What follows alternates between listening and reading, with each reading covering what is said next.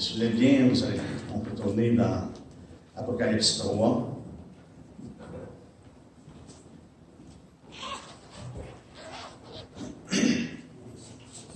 Apocalypse 3. Et nous allons lire à partir du verset 1. Ça nous dit, écrit à l'ange de l'Église de Sardes. Voici ce que dit celui qui a les 7 esprits de Dieu et les 7 étoiles. Je connais tes œuvres, je sais que tu penses pour être vivant et tu es mort. Sois vigilant et affirme le reste qui est prêt de mourir. Car je n'ai pas trouvé tes œuvres parfaites devant mon Dieu. Rappelle-toi donc comment tu as reçu et entendu la parole, garde-la et repens-toi. Si tu ne veilles pas, je viendrai comme un voleur et tu ne sauras pas à quelle heure je viendrai te surprendre. Cependant, tu as à Sardes quelques hommes qui n'ont pas souillé leurs vêtements. Ils marcheront avec moi en vêtements blancs parce qu'ils en sont dignes. Celui qui vaincra sera ainsi revêtu de vêtements blancs. Je n'effacerai point son nom du livre de vie, et je confesserai son nom devant mon Père et devant ses anges. Que celui qui a des oreilles entende ce que l'Esprit dit aux Églises. Amen. Seigneur, encore une fois, on te rend grâce parce que tu nous as donné une parole qui est certaine. Et ce matin, Seigneur, notre désir, c'est de réellement entendre ce que ton Esprit a à nous dire et à dire aux Églises en général. Ce matin, on te demande, et je demande particulièrement, Seigneur, ton aide. Je te demande, Seigneur Dieu, que ton Esprit soit à l'œuvre au milieu de nous. En ton nom, Seigneur Jésus. Amen. On en a regardé jusqu'à date, ça va être la 4e église qu'on a regardé ensemble. On a passé à l'église de Smyrne, et puis on est allé directement à l'église de Pergame et de Thyatire. Pourquoi? Parce que ça réunit, je crois, des choses qui sont similaires dans ces églises-là. La première église, c'est malheureusement, l'église avait abandonné son premier amour. Ils avaient des bonnes œuvres, ils avaient toutes sortes de choses, mais ils avaient abandonné leur premier amour. Et ça, c'est problématique lorsque l'Église perd son premier amour. Et l'Esprit de Dieu nous invite à retourner à notre premier amour. Et si vous vous souvenez, lorsque dans votre premier amour, qu'est-ce que vous étiez prêt à sacrifier? Qu'est-ce que vous étiez prêt à faire? Vraiment, lorsqu'on a chanté ce dernier chant-là, vraiment, comment est-ce qu'on désirait être comme notre Seigneur, notre Sauveur, prêt à être immolé. On était comme les disciples, n'est-ce pas? Les disciples, parce que Jésus a parlé de choses qui devaient arriver, et Pierre a dit, moi je suis prêt à mourir pour toi, et ça dit, ils l'ont tous dit également. Ils étaient tous prêts à mourir. C'est le premier amour, lorsqu'on est prêt à tout donner pour le Seigneur. Et là, l'église d'Éphèse, justement, le Seigneur la reprend pour ça. On a passé Smyrne, et on va le regarder dans une couple de semaines avec l'église de Philadelphie. Mais l'église d'Éphèse, c'était une église un petit peu à part, parce que ça parlait vraiment du cœur, le cœur. Ils avaient abandonné leur premier amour. Et maintenant, on a regardé à Pergame et à Thyatire. Pourquoi? Parce que c'est des choses qui se rejoignent. Un, c'est qu'il y avait des gens qui étaient attachés à la doctrine de Balaam. C'était par rapport à la doctrine. Et les deux églises, ça par rapport à la doctrine. D'un côté, il y en a qui, dans Pergame, ils toléraient l'erreur. C'est-à-dire qu'il y avait des gens là, c'est pas qu'ils l'enseignaient, mais il y avait des gens là qui tenaient des doctrines qui étaient fausses. Et tu tolères ces choses-là. À Thyatire, non seulement que c'était présent, mais il permettait que l'erreur soit enseignée. Et c'était la femme qui se disait prophétesse, Jézabel, qui se disait prophétesse. Mais il dit, tu permets, tu laisses la femme Jézabel enseigner. Donc on voit, c'est les deux, ça a un rapport avec l'erreur. Un qui tolère l'erreur dans l'assemblée et l'autre qui permet l'erreur de s'infiltrer. Et ça affecte l'Église. Mais ici, dans cette Église-là, ici qu'on a lu dans Sardes, c'est semblable avec le même type de problème qu'on retrouve à l'Odyssée. Et c'est pour ça que je vais les regarder ensemble dans les semaines cette semaine et la semaine prochaine. Donc, ce matin, je crois que ce que l'Esprit vraiment veut porter notre attention, c'est de veiller sur nous-mêmes. Paul avait dit à Timothée, veille sur toi-même et sur ton enseignement. Et on a regardé sur la partie de l'enseignement avec Pergame et Thyatire. Mais maintenant, c'est veille sur toi-même. Et cette Église-là a perdu justement ce sens-là de veiller sur eux-mêmes. De veiller sur eux-mêmes et quel est leur attachement? Où sont leurs affections? Et on va regarder ça en même temps. Et ça a un rapport avec le fait que le Seigneur va revenir également. Dans Luc 21-34, ça nous dit « Prenez garde à vous-même », c'est Jésus qui parle, « de craindre que vos cœurs ne s'apesantissent par les excès du manger et du boire et par les soucis de la vie, et que ce jour ne vienne sur vous à l'improviste. Prenez garde à vous-même, veillez sur vous-même. Faites attention. » Jean dit dans sa deuxième épître, 2 Jean 1:8, ça dit « Prenez garde à vous-même afin que vous ne perdiez pas le fruit de votre travail, mais que vous receviez une pleine récompense. » Et dans chaque lettre, le Seigneur, justement, fait part de ça. Qui va recevoir la pleine récompense?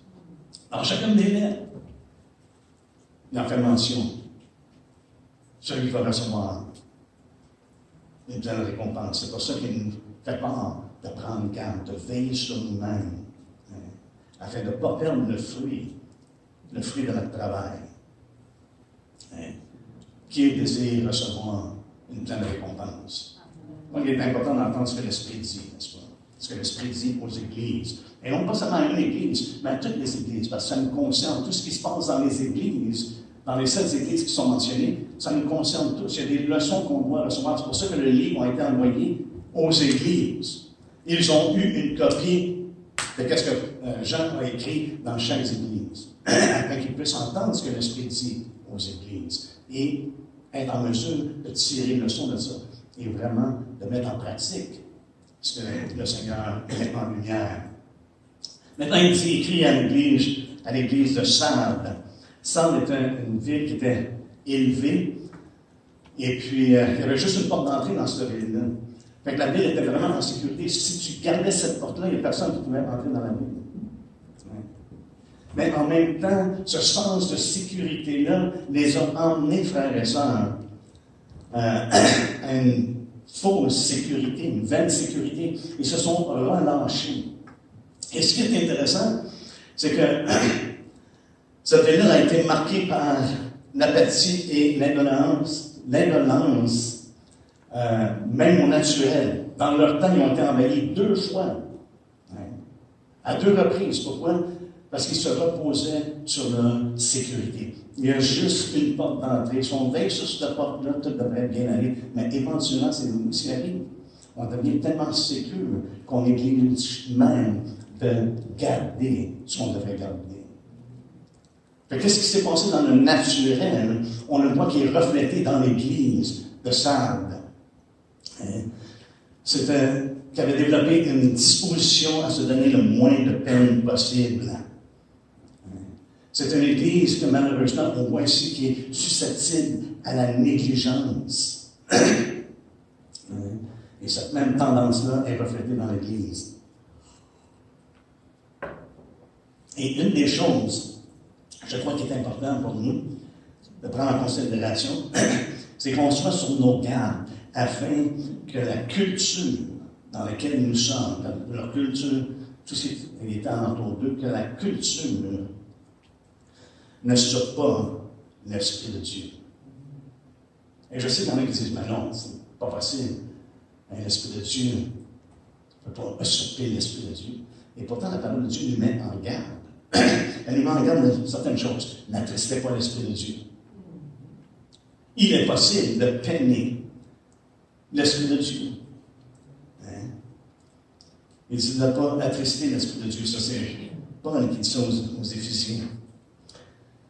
Dans Ésaïe 63, ça nous dit, parlant de l'œuvre que Dieu allait faire, la grâce qu'elle avait démontrée, et qu'il leur avait démontré à Israël. Mais il dit, ils se sont rebellés, Ils ont attristé son Esprit Saint. Il est devenu leur ennemi. Il a combattu contre eux. Les enfants d'Israël ont attristé l'Esprit de Dieu. Et même lorsque Étienne a témoigné devant les chefs religieux, il leur a dit, si vous opposez toujours, ou vous résistez toujours au Saint-Esprit, comme vos pères l'ont fait. Hein? Et ça, on retrouve ça dans Actes 7, justement. Et Paul dit aux Thessaloniciens, n'atteignez pas l'Esprit. Donc, il y a des choses qui peuvent éteindre l'Esprit, qui peuvent attrister l'Esprit, hein? Et qui peuvent même résister l'Esprit de Dieu. Et je pense que ce qu'on voit dans le sable, parce que l'Esprit du monde, c'est le danger lorsqu'on a un laisser-aller, lorsqu'on néglige certaines choses, lorsqu'on peut éteindre l'Esprit, lorsqu'on peut vraiment résister à l'Esprit de Dieu. Et c'est ce qu'on va voir dans qu'est-ce que, ici, l'Esprit du monde à travers cette lettre-là. Et comme dans chaque lettre, je mentionnais qu'on voit, il y a comme un pattern, un modèle que l'Esprit, première chose qu'on voit, si on entend ce que l'Esprit dit, c'est que le témoignage de Jésus est mis de l'avant, n'est-ce pas? C'est Jésus qui rend témoignage de lui-même. Et l'Esprit, la parole de Dieu nous dit, rend témoignage de Jésus. Donc, il rend témoignage. Et après ça, il affirme les choses de l'Église. Qu'elles soient bonnes ou mauvaises, il affirme certaines choses. Et on voit le même modèle dans chaque Église. Après ça, il adresse les problèmes, n'est-ce pas? Il adresse les problèmes, il avertit concernant ces choses-là. Il appelle à l'action et après ça, il assure les promesses de Dieu qui ont été faites dans chaque lettre qu'il écrit. Donc, le témoignage est rendu ici, c'est quoi? Ça nous dit au verset 1, d'écrire à l'ange de Sardes, de l'église de Sardes, voici ce que dit celui qui a les 7 esprits de Dieu et les 7 étoiles. Mais on sait qu'il parle de manière symbolique, n'est-ce pas? Parce que Paul nous dit qu'il y a un seul esprit. Donc, ici, on voit qu'il parle d'une façon pour symboliser quelque chose qui est vraiment important pour l'Église de connaître. Jésus témoigne qu'il a les 7 esprits et les 7 étoiles. C'est lui qui opère dans l'Église. C'est lui qui opère, c'est lui qui est la puissance de l'Église. Qu'est-ce que les 7 esprits nous parlent? Je pense qu'il y a au moins 3 choses qu'on peut en mettre de l'avant. Premièrement, 7, c'est le chiffre parfait de Dieu, n'est-ce pas? C'est la perfection. Christ est la perfection, frères et sœurs. Il est la plénitude de Dieu. Et il se révèle à l'Église comme étant, justement, cette perfection-là. En d'autres mots, il est tout suffisant. C'est pas ce que Paul dit aux Colossiens, il dit, en lui sont cachés tous les trésors de la sagesse et de la connaissance. Tous les trésors. Allons dans Éphésiens 11, pas Éphésiens, Ésaïe 11. Regardez votre doigt dans l'Apocalypse 3, mais dans Ésaïe 11, je crois qu'on voit dans Ésaïe 11, justement, ce symbole-là qui est révélé des 7 esprits de Dieu. Dans Ésaïe 11, ça nous dit, au verset 1, « Puis un rameau sortira du tronc d'Ésaïe, et un rejeton naîtra de ses racines. L'Esprit de l'Éternel, 1, reposera sur lui. L'Esprit de sagesse, 2. L'Esprit d'intelligence, 3. L'Esprit de conseil, 4. L'Esprit de force, 5. L'Esprit de connaissance, 6. L'Esprit de la crainte de l'Éternel, 7. On n'a pas besoin de courir après quelqu'un d'autre, on n'a pas besoin d'entendre aucune autre parole de qu'est-ce qui sort de la bouche de Jésus-Christ. Ce que l'Esprit nous a révélé à travers les Saintes Écritures, frères et sœurs, nous avons la plénitude. Et ici, dans cette lettre-là, il se révèle comme étant la plénitude, que sur lui est l'Esprit de l'Éternel, l'Esprit de la sagesse, l'Esprit de la connaissance, de l'intelligence, du conseil, de la force et de la crainte de l'Éternel. Et ça symbolise sa plénitude. Et même Paul nous dit, lorsqu'il parle justement de la différence entre le ministère de mort et le ministère de l'Esprit, il dit à la fin de ce chapitre-là, dans 2 Corinthiens 3, il dit que le Seigneur, c'est l'Esprit. Le Seigneur, c'est l'Esprit. Et il y a une chose qui est remarquable lorsque l'Esprit du Seigneur est présent, c'est qu'est-ce qu'il y a? Il y a une liberté, mais il y a aussi quelque chose qui est révélé. Parce qu'on le contemple et on l'adore. Hein? On a les yeux fixés sur lui. Et qu'est-ce qui se passe? C'est qu'il nous transforme de gloire en gloire. Voyez-vous la raison pour laquelle souvent la gloire de Dieu n'est pas manifestée dans l'Église? C'est parce qu'on ne prend pas le temps, justement, d'avoir les yeux sur lui. Prendre le temps d'être dans sa présence et de le laisser œuvrer dans nos vies. Vous et moi, on ne peut pas être saints de nous-mêmes. On ne peut pas être des hommes pieux. On doit être dans sa présence. Et c'est lui qui transforme des vies. Ça, c'est le témoignage de l'Évangile. C'est le message de l'Évangile, ce n'est pas seulement pour le salut qui est à venir, mais c'est un salut maintenant. On est délivré des péchés et nous vivons maintenant pour lui dans une vie qui est transformée, dans ce que Paul appelle une nouveauté de vie. Et c'est pour ça que le baptême devient vraiment un témoignage. Hein? Que maintenant nous marchons dans la nouveauté de vie. Que nous avons été enterrés, nous ne sommes plus les mêmes. Et que nous avons été ressuscités en Jésus-Christ. Même Jésus, premièrement, au départ de son ministère, qu'est-ce qu'il a dit? Il a pris Isaïe, il a commencé à lire, il dit, l'Esprit de l'Éternel est sur moi. Là, il dit, l'Esprit du Seigneur est sur moi. Parce qu'il m'a oint pour proclamer, pour annoncer une bonne nouvelle. Donc, c'est la deuxième chose. Je crois que les 7 esprits et les 7 étoiles représentent, surtout les 7 esprits représentent qu'il est loin de l'Éternel. Hein? Et comme Jean le dit, qu'il a l'esprit sans mesure. Hein? Jésus-Christ a l'esprit sans mesure. Alléluia.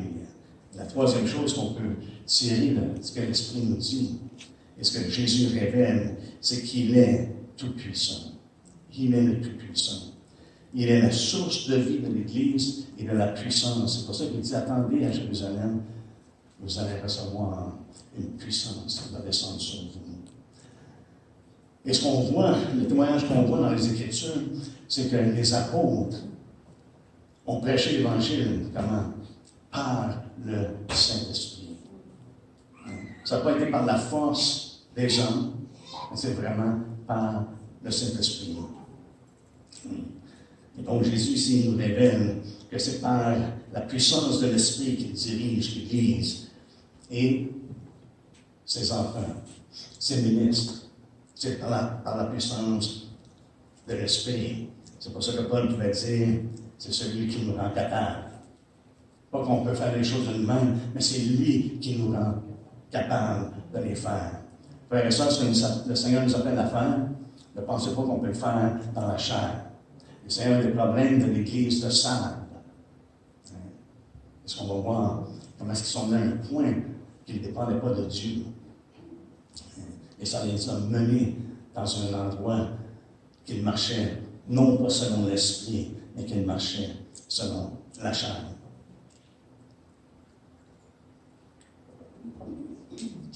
Donc, on nous dit, l'Esprit, ici également, affirme. Je crois qu'il affirme, il dit, je connais tes œuvres. Dieu est fidèle. Il ne dit pas grand-chose, en fait. Il n'y a pas de définition de c'est quoi les œuvres. Hein? Mais Dieu est fidèle. C'est ce qu'il dit au premier verset. Il dit, je connais tes œuvres. Je connais tes œuvres. Alléluia. Ça me fait penser dans Hébreux 6. Ce qui est dit dans Hébreux 6, concernant que Dieu n'oublie pas les œuvres que l'on fait. À partir du verset 9, on lit dans Hébreux 6.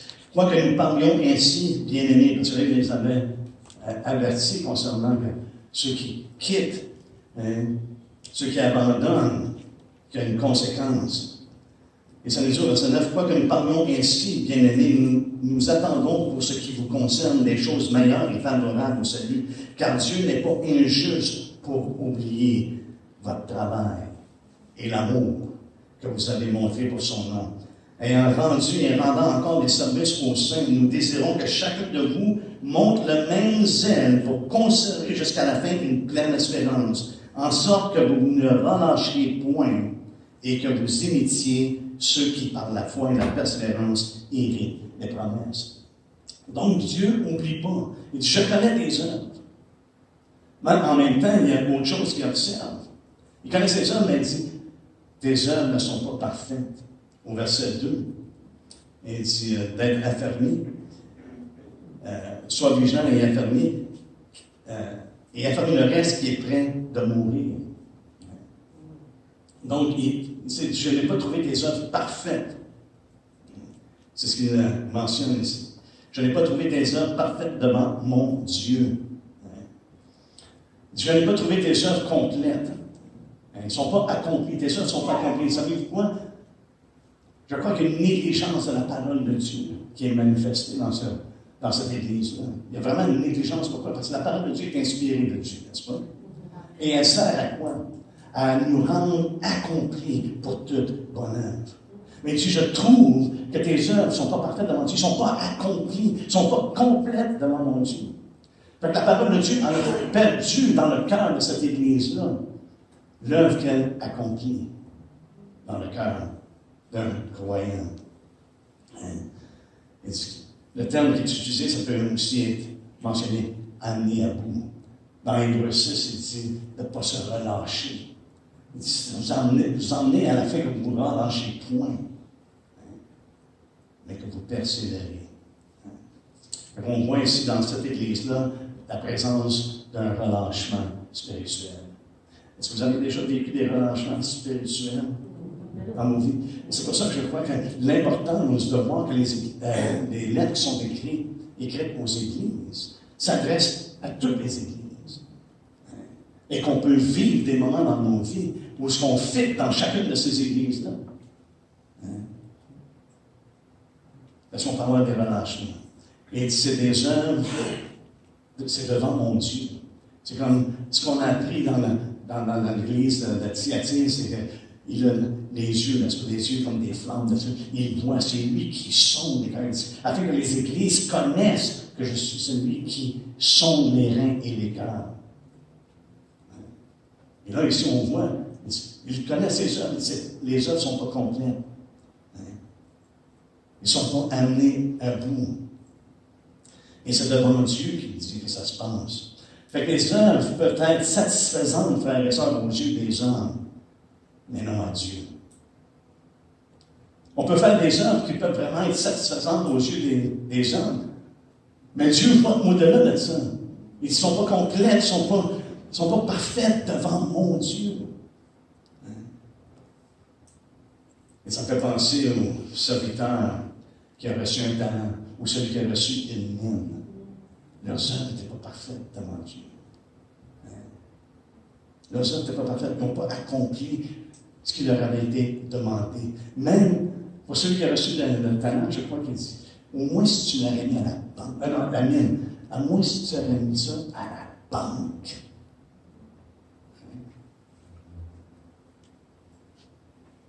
Et ça, c'est triste lorsqu'on est rendu à un point, qu'on est dans une disposition qu'on ne veut pas se donner la peine pour quoi que ce soit.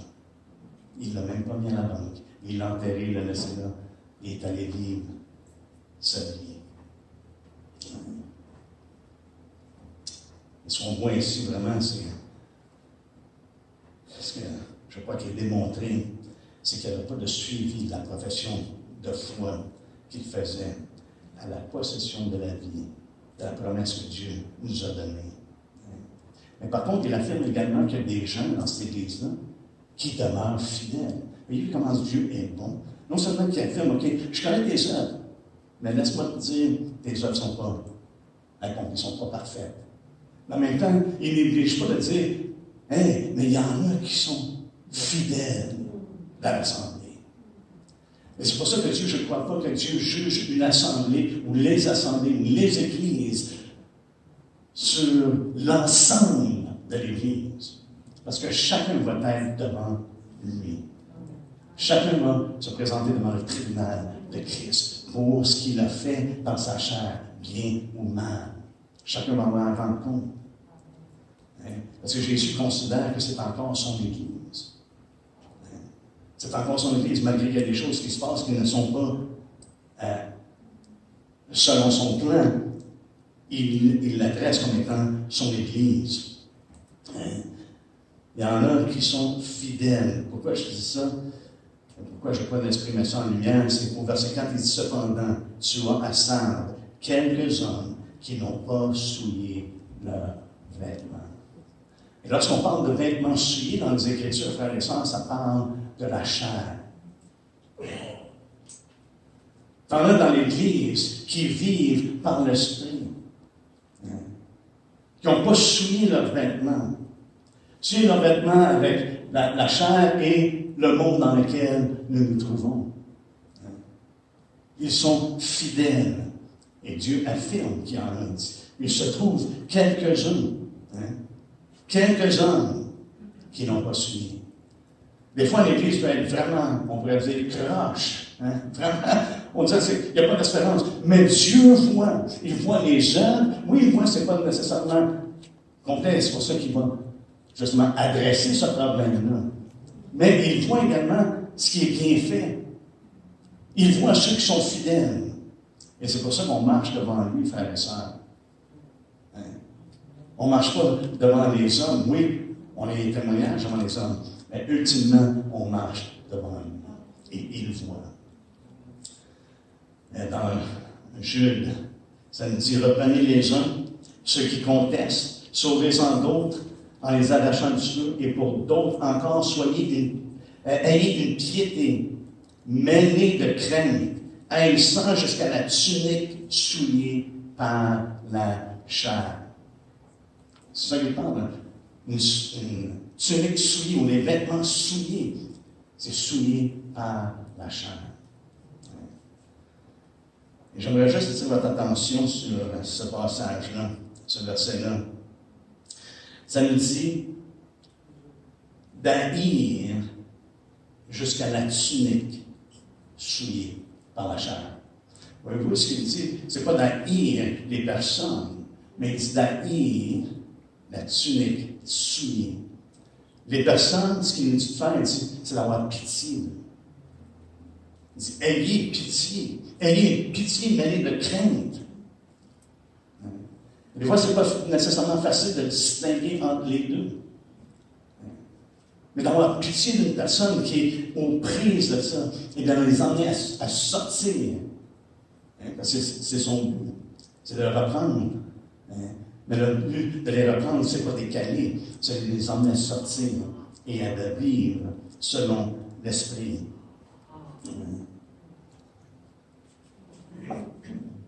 Et justement, de manifester l'œuvre de Dieu dans notre vie. Et cette œuvre-là, frères et sœurs, c'est par l'Esprit de Dieu. Ce n'est pas par nos capacités, ce n'est pas par nos propres moyens, ce n'est pas par toutes nos habiletés qu'on peut avoir, et ce n'est même pas par toutes les œuvres qu'on peut faire. Mais c'est simplement par l'Esprit de Dieu à l'œuvre dans nos vies. Et on voit dans cette Église-là qu'il adresse justement le problème. Il va toucher qu'est-ce qui est le problème dans l'Église. Et je crois qu'il touche leur défaillance spirituelle. C'est ce qu'il touche. Au verset 1, il nous dit, voici ce que disent les 7 esprits de Dieu et les 7 étoiles. Je connais tes œuvres, je sais que tu penses pour être vivant et tu es mort. C'est quelque chose. Ceux qui regardent alentour, ils voient cette église, même une église vivante. Oh! Ouais, t'as bien que ça saute, t'as bien que ça crie, t'as bien que ça joue de la musique comme ouf! Hein? C'est peut-être plein de bouquins pour essayer d'imiter le Shekinah la Glory. Hein? Mais c'est pas ça qu'il parle ici. Si tu penses pour être vivant, tu es mort. Voyez-vous, ce qui compte, ce n'est pas ce que les hommes voient. Les hommes regardent aux apparences. Dieu regarde au cœur. Et ce que Dieu voit, c'est la mort. Tu penses pour être vivant et tu es mort. Et ce que ça met en lumière, c'est exactement ce que Jésus a mis en lumière avec les pharisiens. C'est de nos jours pour faire connaître les choses de Dieu. Jésus dit, vous êtes hypocrites, vous êtes aveugles. Pourquoi? Parce que c'était des hommes charnels. Ils ont opposé, rejeté vraiment ce que Dieu est en train de faire. C'est eux qui auraient dû mentionner que hey, le Christ est né. Ça a pris quelqu'un dans le dehors pour dire hey, on a vu l'étoile. Et puis, le roi des Juifs est né. Ouais. Hein? Il était même pas agréé. Et c'est pour ça que je dis, cette Église-là représente, je crois, une négligence au niveau de la parole de Dieu, qui fait en sorte que ça accomplit en nous son œuvre. Et ça nous rend parfaits en Jésus-Christ, à travers la parole qu'il nous donne. Donc, il met ça en, je crois, il adresse ce point-là, la défaillance spirituelle, qui est marquée par l'hypocrisie. Autrement dit, cette Église-là avait une réputation, mais c'était une réputation qui était trompeuse. Ce n'était pas la réalité. Les pharisiens du temps de Jésus, maintenant les apparences, n'est-ce pas? Mais votre cœur est éloigné de moi. Exactement ce que Ésaïe a dit. Il dit, Ésaïe a bien prophétisé ce qui vous concerne. Hein? Vous paraissez bien aux yeux des hommes, mais votre cœur est loin. Et c'est là qu'on voit que ça se rapproche, n'est-ce pas, de l'Église d'Éphèse. Donc on voit qu'il y a des choses qui se passent, et ça se passe dans les 7 églises, où ça nous concerne. Parce qu'on a, je crois, une plénitude de ce que Dieu veut adresser concernant son Église. Paul le dirait de cette manière. C'est des gens qui ont une forme de piété, mais qui en renient la force. Ils ont une forme de piété. C'est intéressant lorsqu'on lit les premiers versets de 2 Timothée 3, n'est-ce pas? Égoïste, méchant, toutes sortes de choses. C'est toutes des choses de la chair. Mais il dit, ils ont une forme de piété. Ils paraissent bien aux yeux des hommes. Paul dit, ils renient ce qui en fait la force. Qu'est-ce qui fait la force de la piété, frères et sœurs? Je dirais la grâce de Dieu, n'est-ce pas? Ou l'esprit de grâce. On ne veut pas outrager l'esprit de grâce. Mais ces hommes-là, malheureusement, renient ce qui fait la force de la piété. Et même, j'en fais penser à Tite, dans ce qu'il dit, quand la grâce de Dieu chose de ça, tous les hommes ont été manifestés, et elle nous enseigne quoi? À renoncer à l'impiété et aux convoitises mondaines. Ici, c'est une chose qu'on ne voit pas dans cette Église. C'est comme, donc, renonce pas à l'impiété et à la convoitise mondaine. Et de vivre dans le siècle présent, maintenant, frères et sœurs, pas dans le futur, maintenant. De vivre dans le siècle présent selon la sagesse, selon la justice et selon la piété. Comment? En attendant la bienheureuse espérance et la manifestation de la gloire du grand Dieu et de notre Seigneur Jésus-Christ. On le fait combien de temps? Ah, mais là, j'ai commencé. Puis... Non, on ne veut pas se relâcher, n'est-ce pas? On est enseigné de vivre de cette manière-là en attendant la bienheureuse espérance. On n'a pas de relâchement. Et ici, on voit qu'il y a un relâchement. Et c'est intéressant qu'il y ait un relâchement au niveau, justement, de l'attente, de la bienheureuse espérance. On va voir ça dans un instant. Je sais que c'est très chaud. Hein? Je devrais peut-être bien couper ça à moitié, parce que je vous vois perdre. Hein? Je ne veux pas vous perdre. On est tous chacun sans chier. Je pense qu'il y en a qui vont rester à la maison parce que la semaine passée, c'était tellement chaud que c'est encore plus chaud aujourd'hui. Notre clim ne fournit pas. OK. Je vais terminer ce point. Donc, d'avoir une forme de piété, on peut tomber justement dans le formalisme, n'est-ce pas? Et la routine. Frères et sœurs, c'est une chose que je demande au Seigneur. Seigneur, comment éviter de tomber dans le formalisme et dans la routine? Parce qu'il est facile de tomber dans la routine. On peut faire, ma femme et moi, on en parle souvent, mais ça peut donner une routine. Mais savez-vous, la vie de l'Église, c'est la vie de l'Esprit. Hein? C'est vivant. Donc, il y a des choses, on est tombé dans le formalisme, on fait-tu des choses juste parce que c'est notre forme d'adoration, c'est notre forme de culte. Hein? Et notre routine de semaine en semaine, et on perd la vitalité de l'Esprit. Que le Seigneur nous aide à renverser ça. Seigneur, on veut renverser tout raisonnement qui s'élève contre la connaissance de Christ. On veut vraiment vivre par l'Esprit. Souvent, on est timé. J'ai apprécié ce que Mélanie a partagé. Tu sais, des fois, on aime tellement ça, entendre les choses, on veut tellement que ce soit. Et on perd la liberté d'être mené, dirigé par l'Esprit de Dieu. Mené et dirigé par l'Esprit de Dieu, frères et sœurs, ce n'est pas bizarre. Ce n'est pas d'agir comme des chiens, des poules et des coqs. Hein? Et qu'on pense que la poudre d'or qui tombe, ce n'est pas ça d'être mené par l'Esprit de Dieu. C'est qu'il y a une révélation de la puissance de Dieu dans nos vies, personnellement et corporellement. Que la gloire de Dieu est manifestée dans nos vies. Et c'est reflété dans notre marche. C'est reflété dans notre marche. Donc on voit que la véritable condition ou le véritable état que le Seigneur voit est manifestement dépérissante pour cette Église-là. Nos conditions sont vraiment en mauvais état, n'est-ce pas? Parce qu'il dit au verset 2, il dit, je connais des œuvres. Il dit, je n'ai pas trouvé des œuvres parfaites. Et il les encourage, il dit, sois vigilant et affermis le reste qui est prêt de mourir. Non seulement qu'ils sont déjà, il dit, si tu penses pour être vivant, tu es mort, mais il dit, ce qui reste, le peu qui reste, est prêt de mourir. Fait que la condition, c'est pénible. Hein? Mais on voit à travers l'histoire de l'Église qu'il y a beaucoup d'Églises qui se sont retrouvées là. Ils n'ont jamais été vigilants et affermis. Et ces Églises-là, frères et sœurs, le reste a péri également.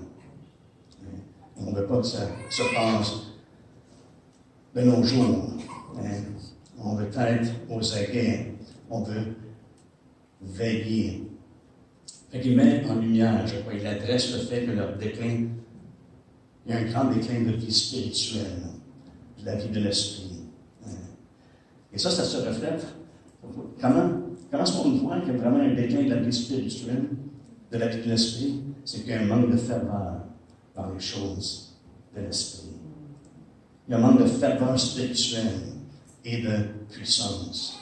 Je crois que c'est parce que notre vision devient de plus en plus terrestre au lieu d'être céleste. Et je crois que c'est ce qui encadre l'Église de Sardes. Leur vision est devenue terrestre et non pas céleste. Il y a une déficience spirituelle. Il y a une déficience dans leur affection. Mais Paul le dit aux Corinthiens, d'être affectionné des choses dans le haut et non pas des choses de la terre. Et je crois malheureusement que beaucoup, on peut avoir la tendance d'être affectionné pour les choses de la terre plutôt que les choses du ciel, les choses d'en haut, comme Paul le dit dans Colossiens. Ce qu'on peut retrouver dans cette Église-là, qu'on pourrait dire, c'est que ils ne vivent plus vraiment selon l'Esprit. Et je crois qu'on va terminer avec un verset. On va continuer la semaine prochaine parce que j'en avais plus à dire que je pensais. Ça arrive une fois de temps en temps. Donc, allez dans Romains 8. Dans Romains 8,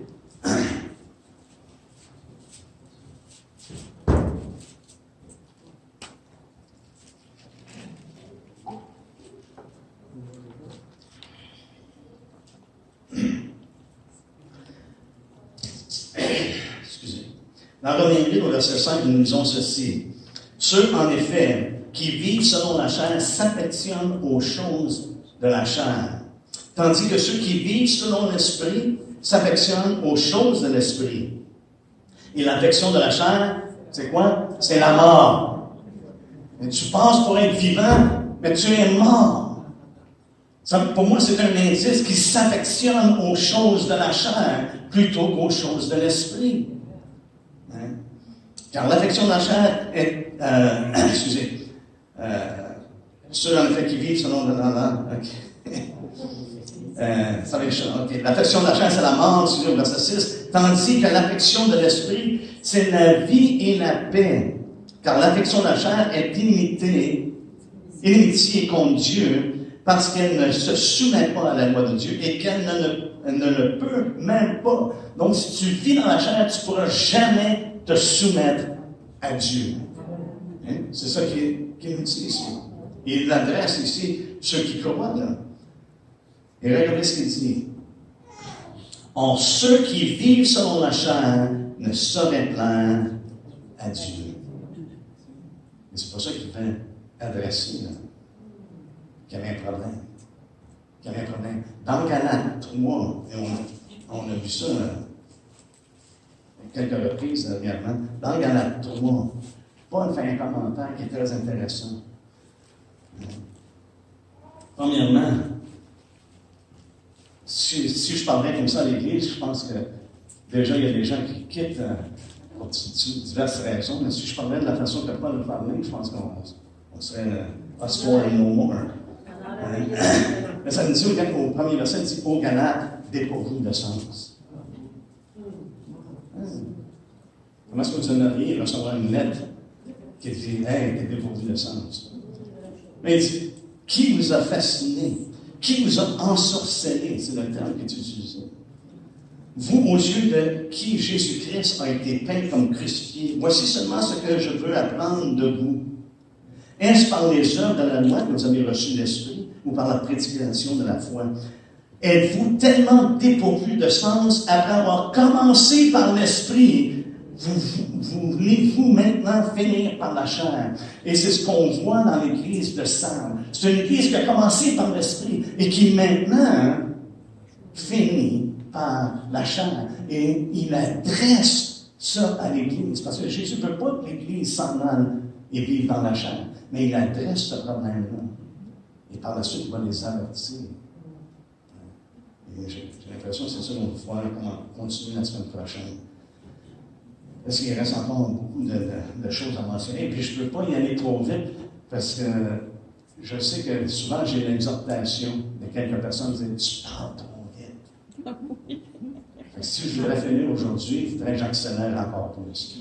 Donc, on va s'arrêter là. Et on va regarder la semaine prochaine comment est-ce qu'il avertit justement l'Église. Oui, nous autres.